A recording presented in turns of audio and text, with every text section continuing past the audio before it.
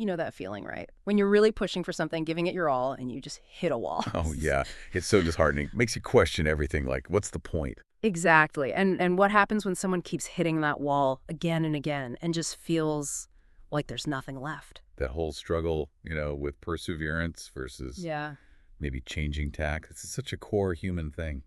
Well, today we're going to get into that through this really fascinating ancient story. We're doing a deep dive into parts of the Godhika Thera Parinibbana Vatu. Mm-hmm. It tells the story of a Buddhist monk, Godhika, and his, intense journey towards enlightenment. Right.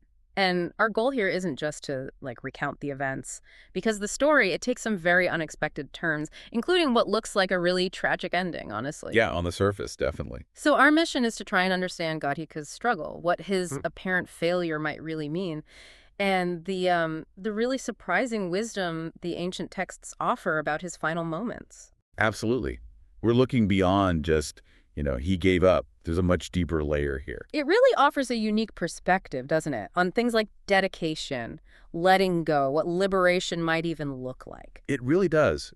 It challenges some of those ingrained ideas we have about, what success looks like on a tough path. Okay, so let's start with Godhika himself. The sources, they paint him as this really diligent monk living near Mount Tanana. Yeah, totally committed. Not just going through the motions. He was putting in serious meditative effort. And he actually achieved something pretty amazing, this temporary liberation of mind. It's called samahikam chitovimutti. Right. Think of that as a kind of Yeah. a fleeting but very real glimpse of deep clarity.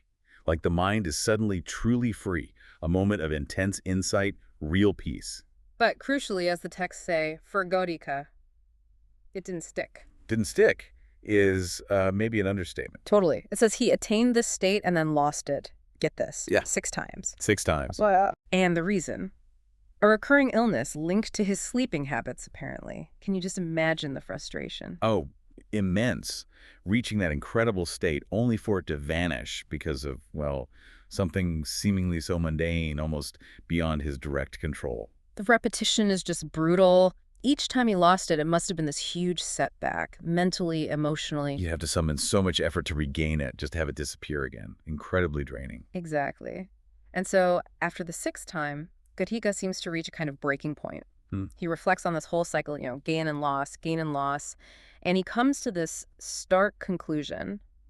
The future, for someone like him, constantly cycling, feels uncertain. It's not just disappointment, is it? It's a deep concern about his actual spiritual progress. Yeah. His ultimate goal. Yeah, that uncertainty becomes this powerful driver for what happens next. This really shows how deep his commitment was. It wasn't just about feeling good in the moment. And this is where the story takes that really dramatic and, initially quite shocking turn. Driven by this deep concern, this uncertainty, Godhika decides to end his life. It's jarring. The text is very specific. He takes a kesaropanatha, that's a razor for shaving hair, and uses it to cut his own throat while lying on his bed.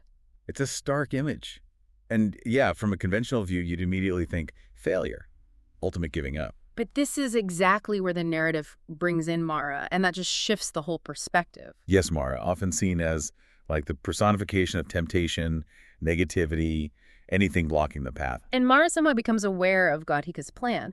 But what's really interesting is why Mara wants to intervene. It's not what you might expect. It's fascinating, isn't it? Yeah. Mara understands this kind of subtle spiritual dynamic. The texts suggest that people who end their lives after totally giving up attachment to life, they often achieve profound insight, arhatship even, full enlightenment. So Mara's actually afraid Godhika will become enlightened. Pretty much. Oh. He fears that outcome. But he also knows he can't directly talk Godhika out of it. So what does he do? He decides to appeal to the highest authority, the Buddha himself. Right. And he disguises himself, doesn't he, as some unknown person. Anyatakavisana, yeah. And he pleads with the Buddha, asking him to stop Godhika. Listen to the titles he uses. It's quite something. Oh, yeah. Mahavira, Mahapuna, Kakuma, Jitindara, great hero, great merit, the one with vision, possessing brilliance.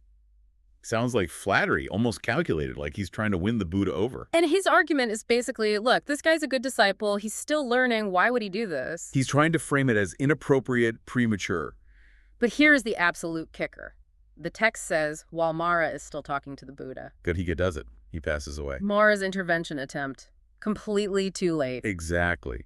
And the Buddha's reaction is immediate and, well, profound. No judgment, no sadness in the way we might expect. He instantly recognizes Mara, right? And delivers this powerful verse about Godhika. Yes. He says, just so do the steadfast act, they long not for life. Having pulled out craving by the root, Godhika has passed away. Okay, let's unpack that. Steadfast, long not for life, pulled out craving by the root. It's huge. The Buddha is reframing Godhika's act, not as despair, but as an act of unwavering strength, rooted in complete detachment. He wasn't clinging to life anymore. He'd eradicated the craving itself. That phrase, pulling out craving by the root, Tanchamilya Samahaka, is so critical. We're not just talking about wanting stuff. No, it's deeper. It's that fundamental clinging to experiences, identity, how we demand things should be. That's seen as the root cause of all suffering, dukkha. And the Buddha is saying Godhika, in that final act, severed that root completely. Exactly. Which is why what happens next is also so significant. The Buddha and monks go to where Godhika passed away. And Mara starts searching for Godhika's consciousness, his Padasandhivinya, the thing that usually links to a rebirth. Yes, and the description of Mara's search is really vivid, like a cloud of smoke or darkness swirling around, searching everywhere. Above, below, across all directions. It perfectly pictures this futility. He's looking for something that just isn't playing by the old rules of rebirth anymore. Because liberation, real freedom, it transcends that attachment-driven cycle Mara operates in. Precisely. Mara can't find what's no longer defined by clinging. And the Buddha confirms this for the other monks. He explains Godhika's consciousness is apatihitena vinyanyena. Meaning unestablished, without a footing, no anchor point for rebirth. Think of consciousness usually being anchored to, well, to me, my desires, my story. Right, but here, that anchor's gone. There's no fixed point for a new existence to grab onto. Leading to his parinirvana, final liberation, the end of the cycle. That term, apatithetana vinyana, is key. A consciousness not landing anywhere, not clinging to anything. Utterly beyond Mara's reach. But Mara, bless his cotton socks, still doesn't quite get it. He doesn't give up easily. He changes form again, right? Into a young man with a lute, a baluva patsuvi, and asks the Buddha straight up, where did he go? I can't find him. It's almost comical, in a way, this embodiment of delusion still trying to pin down something that has completely transcended its framework. It really shows how persistent delusion is, how hard it is to grasp something so far outside normal experience. Even seeing the Buddha's insight, Mara's still stuck in his limited view. And the Buddha's final teaching, his response to Mara, this really sums it all up. Another incredible verse describing Godhika. Yeah, it's powerful. He who is wise, endowed with wisdom, meditative, ever delighting in meditation, devoted to effort by day and night, not desiring life. Having conquered the army of death, not coming again to renewed existence, having pulled out craving by the root, Godhika has passed away. It's like a checklist of enlightenment qualities. Wisdom, dedication, constant effort, and that crucial detachment from wanting life itself. Conquering death means no more rebirth into suffering. And Mara's reaction, his lute just falls. Drops from his armpit, the text says, out of sorrow and dejection. Then poof, he vanishes. A really potent image. Negativity just deflated, overcome by liberation. His dejection shows he finally, maybe, grasps his powerlessness here. He can't touch this state. And the Buddha drives the point home, saying even thousands like Mara couldn't find where such a being goes. He concludes with one last verse.